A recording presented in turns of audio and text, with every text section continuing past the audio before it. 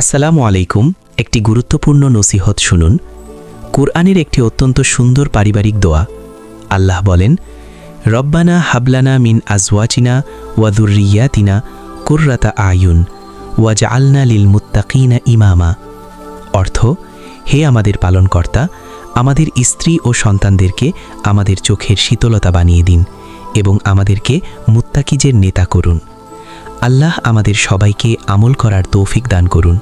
ভিডিওটি ভালো লাগলে শেয়ার করুন এবং আরও ইসলামিক নসিহত পেতে চ্যানেলটি সাবস্ক্রাইব করুন। আসসালামু আলাইকুম। একটি গুরুত্বপূর্ণ নসিহত শুনুন। কুরআনের একটি অত্যন্ত সুন্দর পারিবারিক দোয়া।